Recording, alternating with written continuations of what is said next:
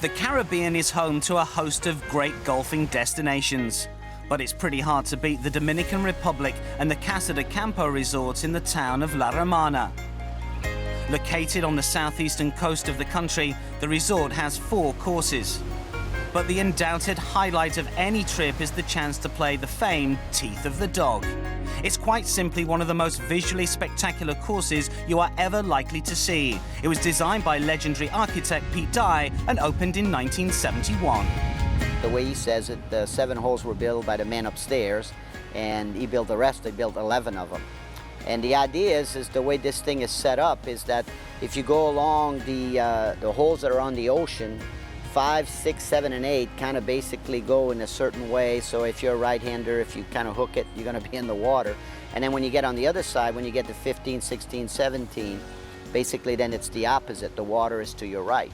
You are playing Teeth of the Dog and feel the ocean breeze and see what you can see from there. Makes this so different, you know, and that's what I think is makes our golf courses world class. No question, Teeth of the Dog is a monster, but when you factor in the wind and Pete Dye's influence, it doesn't matter where you play it from. You will be tested. It's a spectacular golf course. We have all kinds of different sets of tees, which means that you could be a really, really good golfer and go play at 7,400 yards and be a so-so golfer and play it at 6,000. But the way that Pete designed it, he put the bunker positions in places where, you know, the longer hitters can get to where the shorter hitters are dealing with another set of bunkers, to where it's, you know, he's got everyone covered. The great thing about Pete Dye is that he messes with your mind. That's what he does, you know? All of a sudden, you think of everything in the world except what you're trying to do, basically. And that's what's wonderful about the Teeth of the Dog. He creates doubt. Given the impressive location, nearly half of the 18 holes on Teeth of the Dog could qualify as the course's signature. Unsurprisingly, that honor goes to one of the oceanside holes, and in true Dye style, it's a short but very intimidating par 3. So let's find out exactly how to play the 5th hole with Casa de Campo's head golf instructor, Eric Lillibridge. This is one of the most daunting, most beautiful par 3s you will ever see in your lifetime.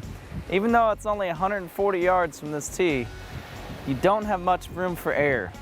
First off, you have water left, you have bunkers to the right, water short, and water long. So, not too many places to bail out. Short hole, but very demanding.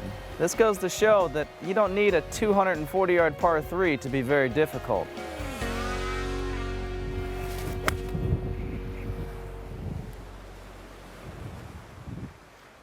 All right, started that one just right at the pin. It drew back, and I'm pretty darn close for my birdie.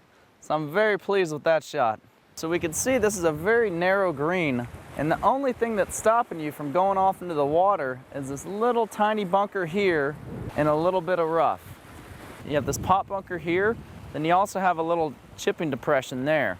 So there's not much room for error. We only have about a 15-yard wide green here, but it's long, but there's not too big of an area to miss.